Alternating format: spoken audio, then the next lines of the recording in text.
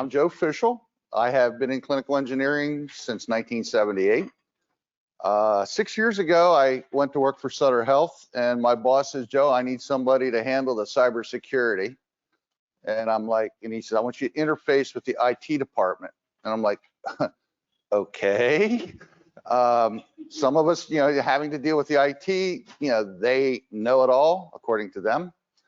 And they don't quite understand that we know our equipment better than what they do. I had a person who did a very good job for me. They brought me up to date on all 3 patches for Windows 7 on 5 CR readers at a hospital, and we couldn't get anything going to our PACS system after that.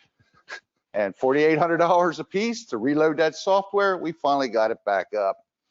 So I was tasked with developing a cybersecurity plan for the biomedical group. And as I got to looking into it, I realized that our cybersecurity plan is a whole lot different from the IT plan.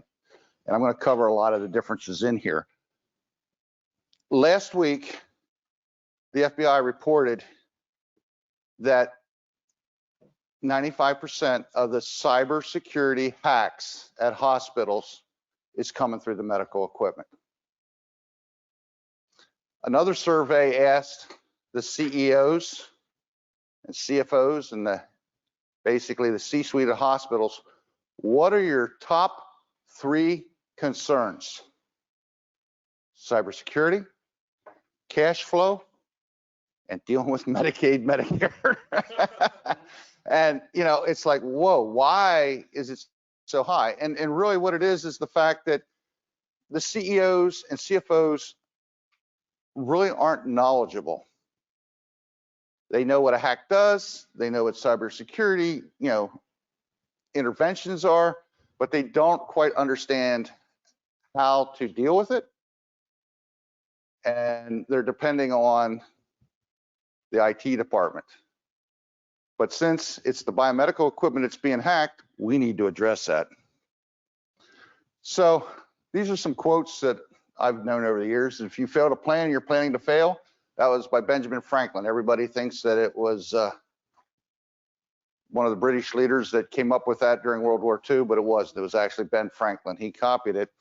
And I got a fortune cookie one time that says a plan isn't a plan unless it has identifiable goals and a timeline. Otherwise, it's only an idea.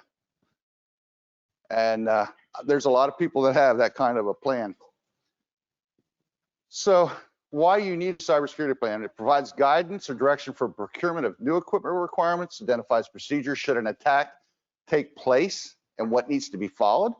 We help identify who does what and when, and it helps prepare ahead of time to prevent attacks. If you put things in place, like if you are putting equipment on the network and you know it needs to be segmented, or you identify up front, okay, this is how we're going to protect this. This is how we're going to protect that. And you implement that. You're moving ahead, and the chances of you having an attack on that equipment goes down. So what's the difference between an ITS cyber plan and the plan for an HTM plan? ITS equipment is primarily the same manufacturer for servers, laptops, and computers. Their operating systems are basically the same. I mean, how many of you have hospitals computers that are not on Windows 10 right now? The hospital ones, not the computer, not our medical equipment, but the hospital system. And then whatever enterprise level they have for their servers, they're all the same. They're all on the same platform. They can push out the patches. They can push out upgrades. We don't have that luxury. We really don't. It'd be nice if we did. One of the things during the Blue Keep, I had Siemens was able to push out upgrades to my Siemens X-ray machines, and it was wonderful, but nobody else could do it. I don't know why Siemens was the only one who could do it, but nobody else could do it. So applications such as Word, Excel, Epic, everything with ITIS is a standard type of thing. They don't have the deviation. And with us, we have different apps, operating system, different patch levels, different microprocessors. We have such a variable.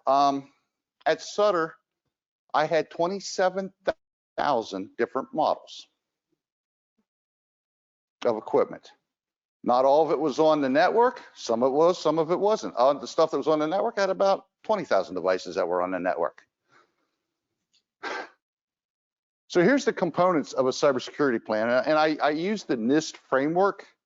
I don't know if you are familiar with NIST. It's National Institute of Standards and Technology. All of your fluke meters and calibration equipment is calibrated to NIST standards. So NIST came up with a framework on identify the risks, protect against the risks, detect the risks, respond to the risks, and recover. So the components is get the basics of security in order, collaborate with internal stakeholders. And internal stakeholders, a lot of people don't understand. They always leave risk out, but you really need to have risk involved in your program because risk reports directly to a CEO. And if they identify that there is a risk in that facility, they're going to tell the CEO. CEO is going to back the risk. Think about what it'd be like to be able to walk into a department and say, you can't have 500 files on your CT scanner. You can't have 500 EKGs on your EKG machine anymore. We have to bring them down because the risk is too high. If that machine gets hacked or if the machine gets stolen. And if people say it to me, well, how do you steal a CT machine? You don't, but you just unplug the computer and push it out the door, and it has happened. It sits right underneath, the consoles. You just unplug it, you go out the door, and you've got 500 files. How many know? Anybody know how many fields are on a DICOM image? 1,250 fields, and all of them are either a PI, a PHI, or some other thing. It has the name, an address. It has who the doctor is, what your diagnosis is so that you're treating for. It even has down, when they're doing the mammo type of things, when the woman's last menstrual cycle was. That's getting a little bit too deep for me, but that's the kind of information that is available if one of your ultrasound machines goes out the door and it's got 500 fields on it. Then you have to report it to HIPAA, and that gets quite expensive whenever they start fining you. I need to understand the regulatory factors and general liability. Conduct a thorough risk assessment. A risk assessment is taking a look at how many fields of PHI are on the device, what the fields are, and how many files are kept on the device. And you should have that because that helps you set the priority whenever you have a threat. I had a conflicker type of a virus hit us. It hit the bone density machine, and it hit one of our CTs, and it hit an ultrasound machine. The ultrasound machine we could unplug from the wall, no problem. We'll get that straightened out. We could pull another ultrasound machine in. Bone density scan, that had a priority, but we were able to unplug it and get it straightened out. The CT machine, because it happened to be the one that was used for strokes, had the highest priority for us to get that off of. So knowing what your priorities are and setting up and building out, this is what our priorities are. Put a plan of attack in a place. So what you're going to do, what the priority of machine is. It's important to know which one you're going to touch first. And it's not just in your plan, but if you have Internet of Things, I got to think what their new names are. Order, Palo Alto, Medigate, not Assembly, there's another one that begins with an A, but they actually can help you rank, the priorities with what is going on your systems to help you set your priorities. And then, your incident response planning. How are you going to respond to it? Who's going to respond to it? It may not be our problem. It may be an IT problem, but you need to have it like in dotted lines. When this happens, this is who responds. This is who needs to be notified so that everybody's in the know and knowing what's going on. So the basics of security in order: standardized and published secure ways of putting medical devices on the network. Anybody can put a device on the network, but then is it segmented? Maybe I want Mike back there to talk to Michael up here, but I don't want him to talk to anybody else. And so I segment it. And a lot of the stuff that's like XP and Windows 7, you need to do that too, because otherwise other things can start talking to it. And an example of that is I had a treatment planning computer that somebody decided while they was doing the treatment planning, oh, let me go out and check my emails.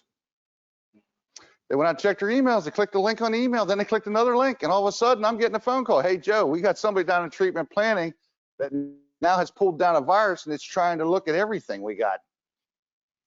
And so by putting segmentation on the system so that it can't go outside of your system, it helps prevent from pulling in some of these viruses and malware. Develop a standard for purchasing requirements. Again, this is by using risk, possibly involving materials management on this. How many of you have bought a piece of equipment where the operating system within like a year was no longer supported? You ever done that? You buy something, it's got Windows 8, and now they're saying Windows 8 is not going to be supported in the next year. So what you need to do is include a clause in there that says that you're due for one free upgrade due to the type of operating system that's on your equipment, that when you buy it. I mean, there's nothing worse. I had a bladder scanner that we bought. 8 months later, they came back and told us that they're no longer supporting that model. No longer supporting means they won't repair it. Well, you have to recalibrate those things, and the factory wants you to send them back to them, you know, every 16 months so that you can get the recalibration. You know, I mean, but they're saying, but you can buy a new one. We sort of felt that we were being held over a barrel there. So, but what tools are being used? You're going to have to, if you don't have like an Internet of Things that's yours, you're going to have to talk with the IT department, find out what tools are you using to monitor the network. So if a virus occurs or something pops up on my machine, what are you using to identify it? How are you letting us know that we've got something going on with one of our machines? So you have to involve several people or several groups, and it's like a committee so that you can keep things working together. And then what data will you collect? This is an interesting thing here because this falls into your CMMS programs. Everybody sort of pulls out what the IP address is. People pull out what the MAC address is. Some people pull out what the operating system is and what version of it is and what patch level. How many of you are pulling out what the microprocessor is on the machine? I mean, there's been a lot of hacks and a lot of microprocessors identified saying, this microprocessor is vulnerable to the XYZ and can be hacked. And you know that it can be happened, but which one of my pieces of equipment have it? And if you don't have that, like in your CMMS, you have no way other than what I call the Easter egg hunt. Nope, that one don't have it. Nope, that one doesn't have it. And unless the manufacturer comes out and says, our device has the XYZ microprocessor and this has been identified as a problem, you don't know what you have. And so by just identifying stuff up front, I have one hospital I work with, and they tell me that their biomed techs don't have time to gather this pertinent information when a piece of equipment comes in. And 7 times in the last 24 months, they've had time to have everybody out there looking to see or responding to a hack, not really a hack, but just a microprocessor or an operating system vulnerability to see what it is that they have. And if you're a manager, you don't want to waste your guys' time out there. I mean, it's like, okay, I know that all of my Windows 7 devices that are sitting at 3. Okay, this is a vulnerability. We go out, we address it. But you know exactly which machine you're going to. Internet of Things, if you have that hooked into you, that will be able to provide you with a lot of that information. These are your stakeholders and this isn't all of them. I mean, ITIS, the reason I say ITIS, when I worked for Sutter Health, their initials were SHIT. So they said, we will not be called IT, we will be called IS. So that's why I have both up there, because depending what you have. And sometimes in the IT department, you have the cyber group, and they just deal with the cyber group. But that first ITS, they're the ones you're talking to a lot of times about how to put a device on the network. You know, we're trying to put this on the network. They're the ones that's going to be helping you segment. They're the ones that, I have no idea how to segment a device on a network. I will be honest with you on that. But I know what it means. I know it needs to be done. And I know which devices I want to segment it to. And that's the important thing is, you know, I let IT do their thing, but I know what I need to have done to protect my equipment. And they're starting to learn. IT is starting to, you know, I was the only person at Sutter that was on the different ITIS committees. They had 1,000 employees. We had about 130, but there was only one of me over on the IT side helping out. Your risk, like I said, the risk department is a very important person or group, depending on your size of hospital. Because I've worked at a 60-bed hospital and I've worked for very large systems. By having the risk people involved with you, you've got a bigger stick to help push through policies, procedures, make it more manageable, take away the risk that we're being faced with. I mean, I guarantee you, the minute that a piece of equipment gets hacked, what'd you do about it? Well, why didn't you protect it? Well, we've been trying to get them to stop putting 500 records on there, but the doctors won't. No. When they're looking at the legality of being sued or having to pay a $10,000 a day fine, and some of those fines, I mean, you don't find out about one of these devices until you're doing PMs. How many have CNLs? Oh, we walk up, it's got a CNL on it. Can't find it. It's got PI and PHI on it. Okay, well, we'll look for it the next time it comes around for a PM. Next PM's a year from now. You can't do that anymore. You have to be able to identify where it's at, what's happened with it within 30 days for HIPAA. I talked about ITIS roles. You know, they have the tools for identifying the issues on the network. They help us determine the requirements for hardwired and wireless networking. There was a thing called ICE that was being put out by Cisco. I was told, don't worry, Joe, it'll work. You won't have no problems with our wireless. It's actually going to work better. I'm out on the golf course with my 2 grandsons, and I started getting phone calls. Joe, our EKG machines aren't transmitting anymore. Joe, our EKGs aren't transmitting anymore. After I got about 35 EKGs that weren't transferring anymore, I got a hold of the IT department, put a call into them. Before 9 o'clock that evening, I had 450 of them that weren't transmitting because ITIS did a change on my wireless system. They didn't allow us to test it first, and that caused our system to go down. They also help us identify and implement various protocols to put things on the network. You know, what type of PEEP or whatever, what format do we need to go through? How many characters do we have to have, you know, as a password to put something on the network? The ITIS Cyber, they identify vulnerabilities, attacks, attempts, sets the bar for minimum requirements, works with our departments to ensure things are segmented. They're the ones that have like the Rapid 7 test to go out. And I had a when I first started with Sutter, I IT cybersecurity person come to me and said, Joe, I need to talk to you about your biomedical equipment. And I said, okay.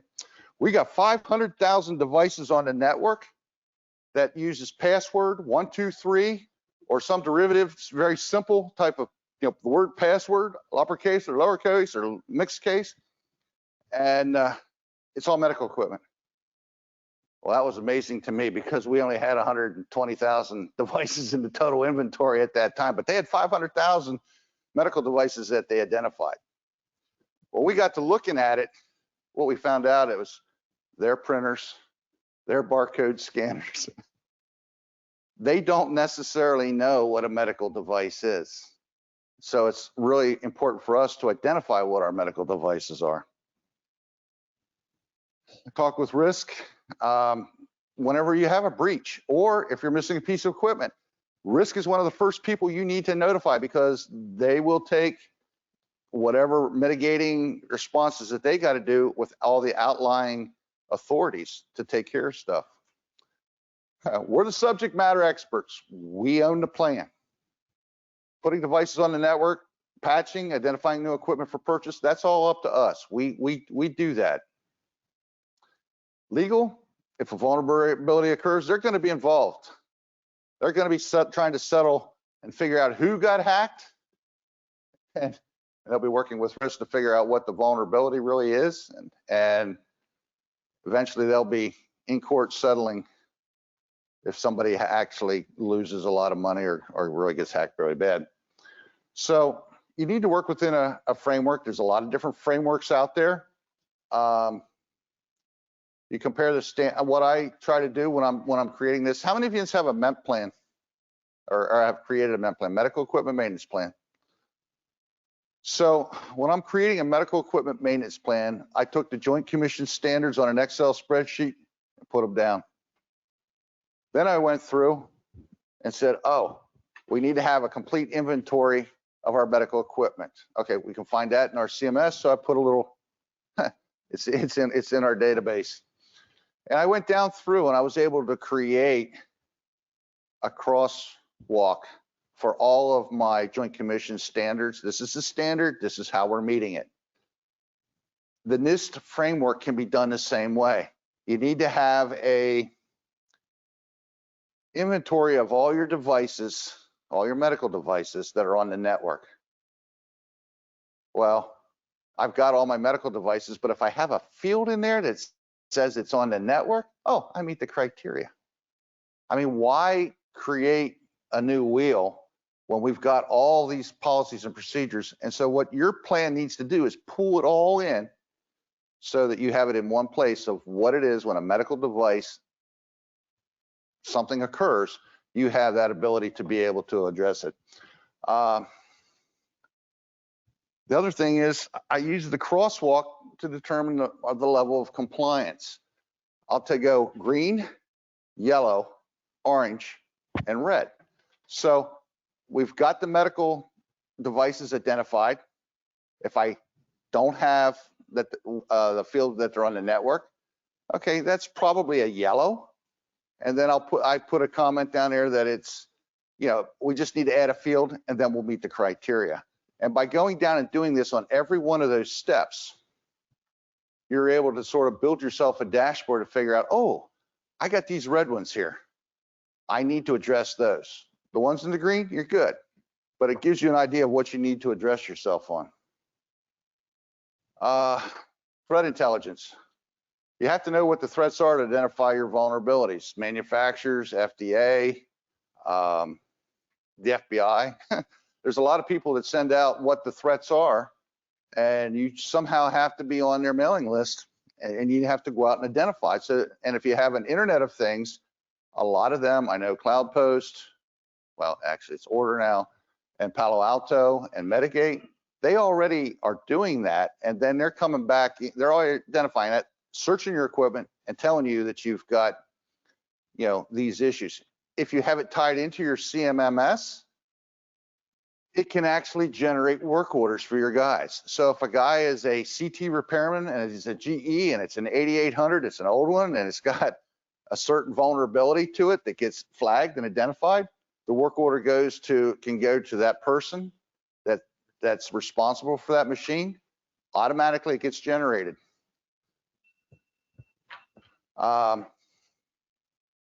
Again, IT also has the latest threats. Their primary, a lot of their threats are Microsoft threats that I mean, I know that every Tuesday Microsoft comes out with new threats list. So that's where we can get a lot of our things from. You can use your CMMS to run lists based on what the OS operating system level is. How many of you have ever done that to see how many devices you still have MS-DOS, XP, Windows 7 on? You should be doing that, if nothing else, for capital equipment, because those devices are no longer supported, even though it seems like they still get sold. That way you can say, okay, these are devices we really need to replace. They're no longer supported with their operating system. They're creating a risk within that word risk keeps coming up a lot. They create a risk in our facility. I mean, they can be hacked. They are known devices that have known hacks to. You can have ITIS run an assessment with their tools. I used to have them run a Rapid 7 test, and it would come back and it would tell me, what was on the network, if there's any vulnerabilities that we had on it, and that it was a back and forth type of thing. You can develop fields in your CMMS that will assist in identifying which devices have a certain vulnerability. Well, it's not that it identifies a certain event, it just identifies them. So when a vulnerability comes up, as I was talking about the microprocessor, the XYZ microprocessor has this vulnerability, which devices have that microprocessor? Bang, we're able to identify it and address it without having to run around looking for stuff. Incident response planning. This is what you do. Should an infection occur? Who does what? When? IT, IS, risk, who gets involved, when they get involved. And you can identify, this is what we do if it's a malware. This is what we do if it's just a hack. This is what we do for other things. So what about equipment that's not on the network? That's not cyber, right? It also has vulnerabilities. It is vulnerable. Some of it can be protected. I had a bladder scanner manufacturer that was telling me about his latest and greatest when they were delivering it. They told me that the USB port on the side was where we were going to go from now on. We didn't need to buy another bladder scanner. We just plug into the side of it, and it was going to upload the latest and greatest software whenever they come out with a new software upgrade. So my question to him was, is that USB live? Well, of course it's live. That's what he told me. I said, well, I got a problem with that. Why? I said, what if somebody plugs a USB drive into it or thumb drive? Oh, nobody would do that. 2 weeks later, a little kid, about 8 or 9, was in visiting grandma. The bladder scanner got left in the room. The kid took his tablet because it was running out of juice. He plugged it into the USB port because it was right there. That looks just like the charger I got at home. Grandma was about this wide. Her bladder, according to the scanner, was about that wide. Was that a cyber attack? Yes. And so, we have to watch, what's going on. How can stuff be attacked? I was given a presentation up in Washington State the month before COVID hit, and I was talking to a biomed group there. I'm sure you all know who Allstate Battery is. That's one of their central accounts. And the Allstate Battery manager and a couple of her girls were there, and I presented, and she came up to me afterwards. She says, I've always wondered why these 2 girls always have infected computers. She says, you just explained to me it. They come in with their telephone, they plug their telephone into the charger or into the cord, into the computer. I said, yeah, they're downloading their viruses from their phones right into your work computer. It happens. It's not intentional.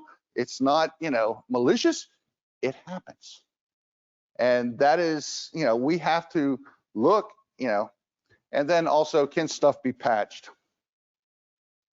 I owe a lot of people saying, oh, I don't need a plan. I've got Internet of Things.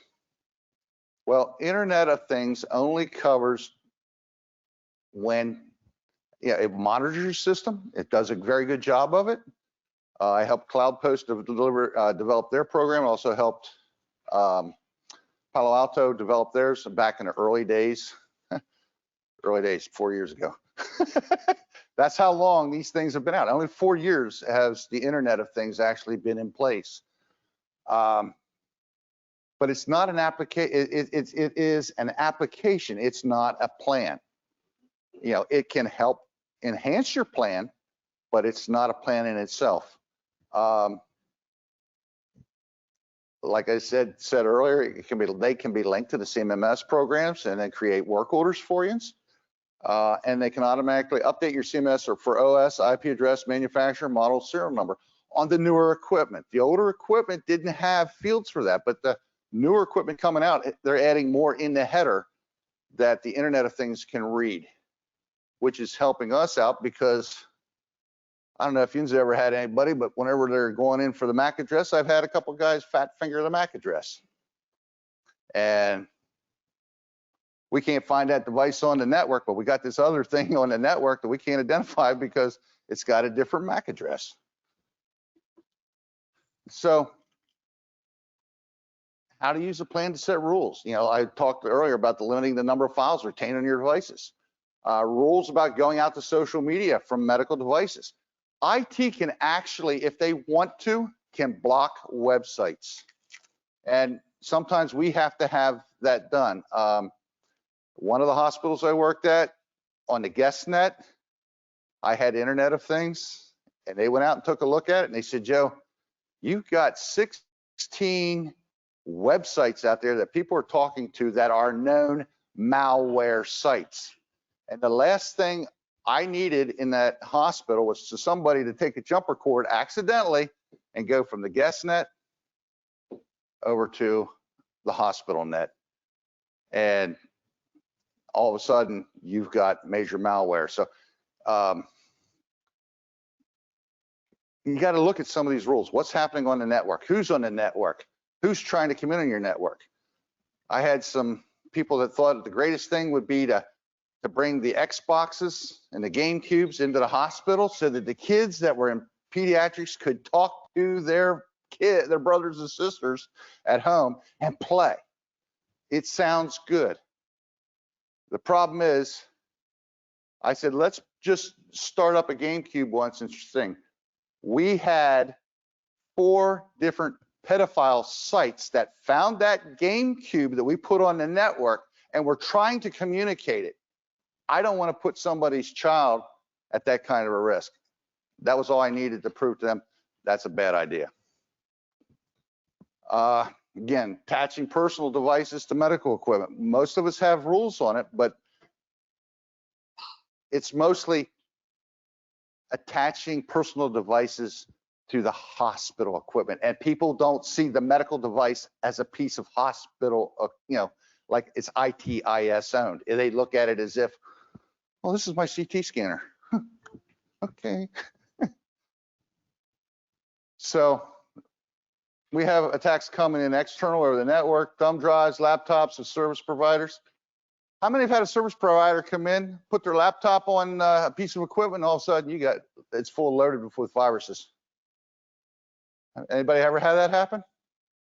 I had it happen 3 years in a row with one of my CR readers. Every time the guy showed up to work on it, I'm getting a phone call. Hey, Joe, we got viruses trying to attack everything out there in Solano. Well, as soon as I found out what the device was, no, that device isn't really in Solano. It's actually downtown. And we would unplug it and then have to clean it up. So a lot of people have started setting up, and of course, policies and procedures. If you come into my hospital, I want you to plug your thumb drive, and I want you to hook your laptop up. We want to scan it for viruses. You don't have the time. We don't have the time anymore. I mean, they're taking, I won't say they're taking people away. They're giving us more equipment that we're spending more time on, so we don't have the time to chase after viruses if we don't have to. USB ports on the side of the equipment, you know. Are you plugging those little USB locks into the side of them? I mean, they cost about 15 cents a piece, more if you buy them by the bulk. But you know, they can help keep people from putting their tablet into the side of that machine and infecting it. Things don't have to be on the, you know.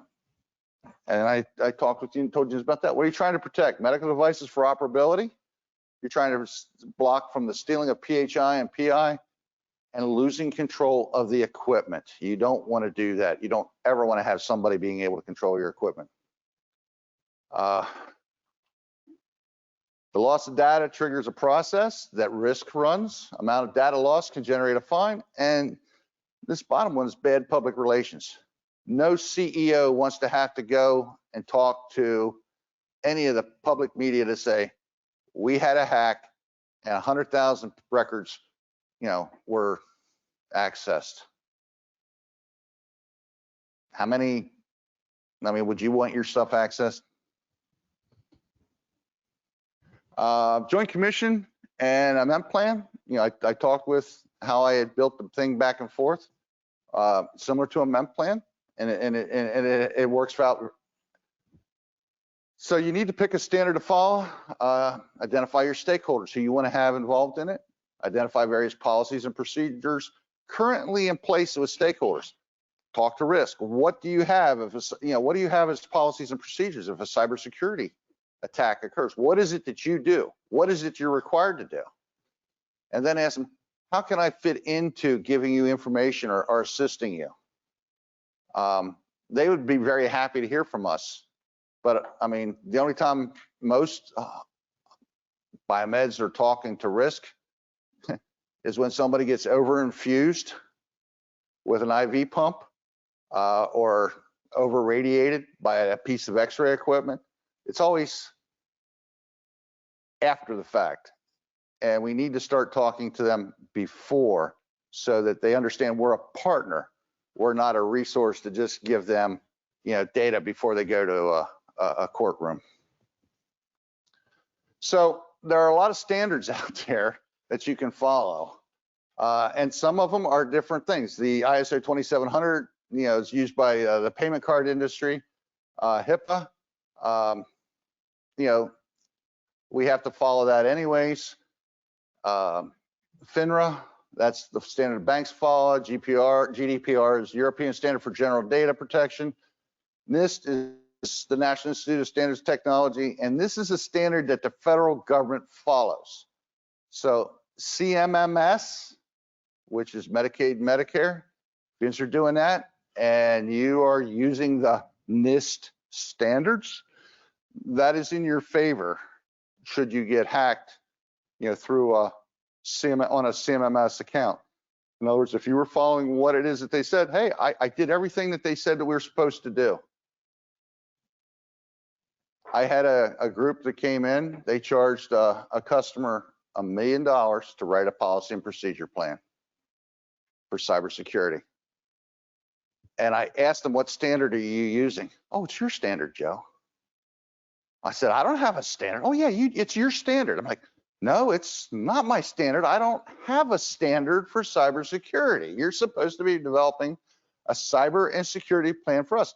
Well, this is your cybersecurity plan. I said, what standard does it follow? Does it follow NIST? Does it follow? No, it's your standard.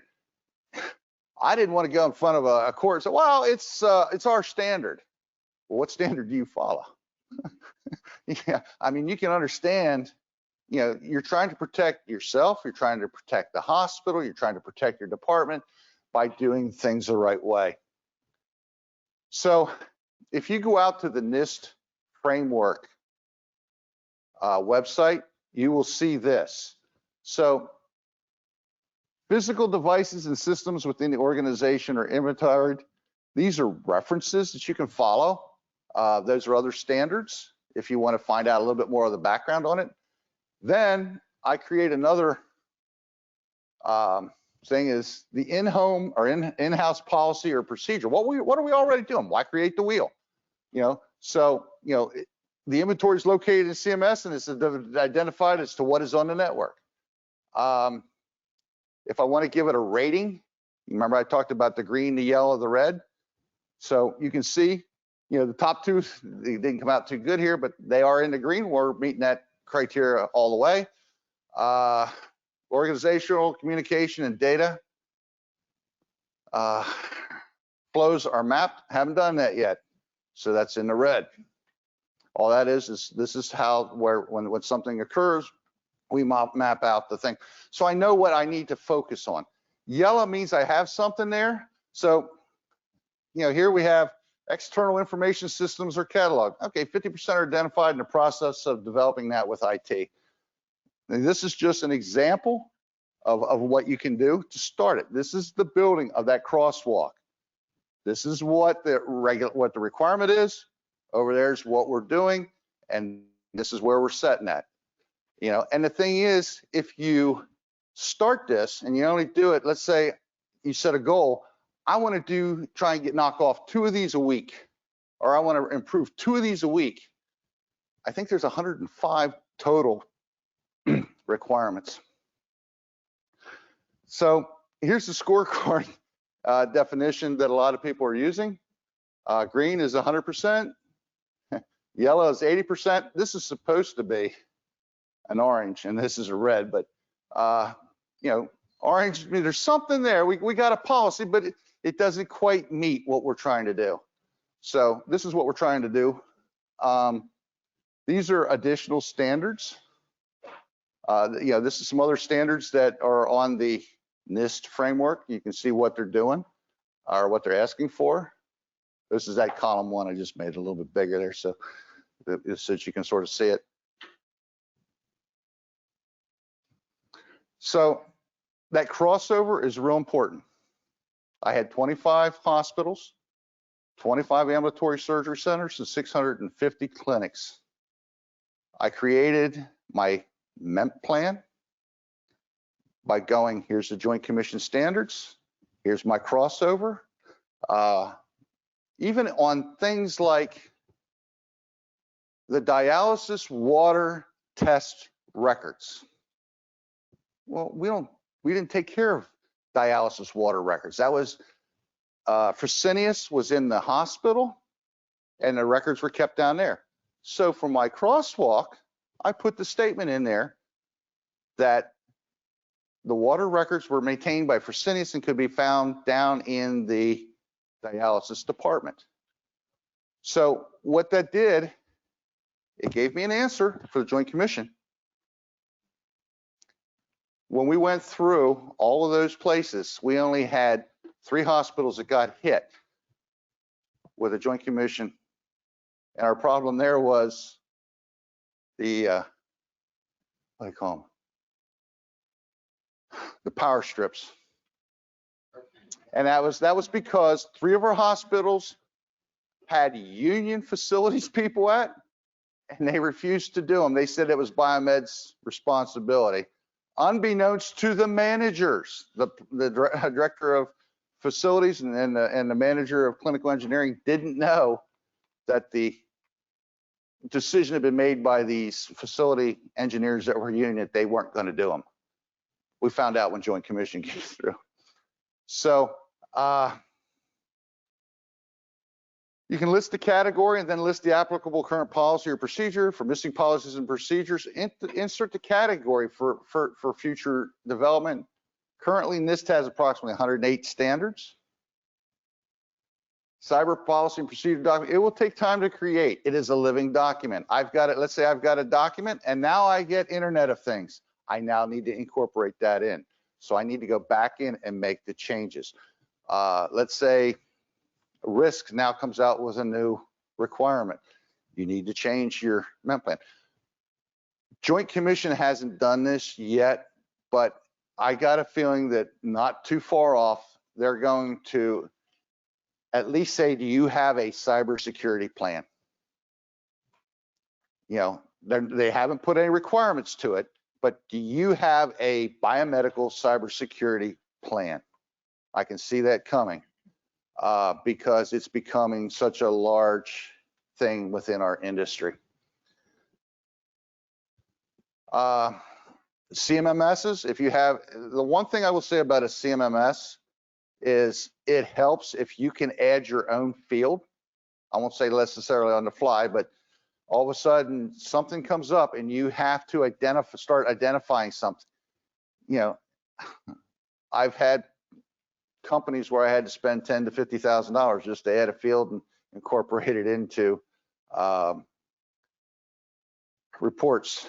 A lot of today's CMMS programs, and I think just about everyone that's down in the hall today, can allow you to create and then be able to run reports. You know, you're able to search or data mine. Yeah, and that's a really important thing, to be able to mine your data that you have in your CMMS. Everybody know what CMMS is? The computerized maintenance management system. That's your computer or your database. To be able to see, you know, what you have, where it's at, and what level it's at. That is very important for all of this. And it's not just, like I said, for devices both on the network. This is a great place to consolidate information.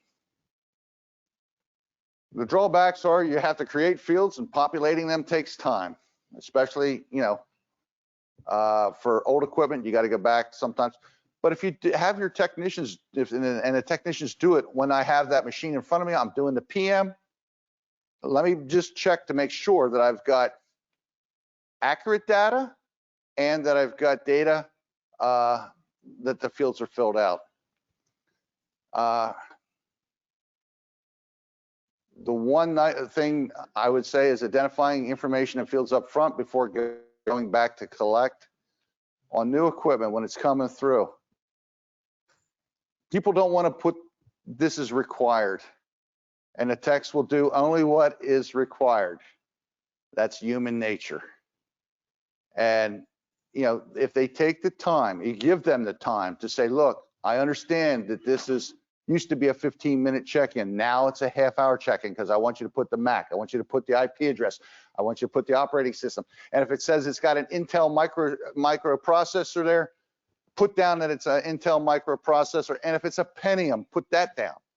You know, because by identifying that, it's going to save you a lot of time in the future when an attack is, or a vulnerability gets identified, for you to be able to identify what's in your system. Pulls your cybersecurity into one program, identifies the different roles for who does what and when. It creates procedures for when something happens.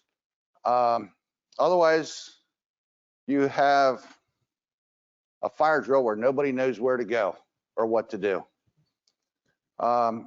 It creates proactive procedures and plans to be implemented ahead of time. If you identify that medical devices will be on a segmented network, and you go through and say which, and you have a field that says what segmented network. If you have something go down on a segmented or gets hacked on a segmented network, you know what devices could be affected by it.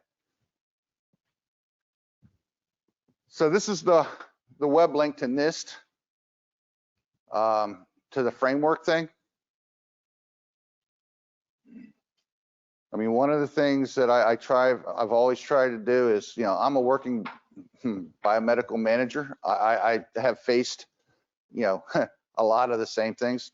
I won't say I'm getting ready to retirement, but that age is coming up on me. But I still like to be involved in stuff. So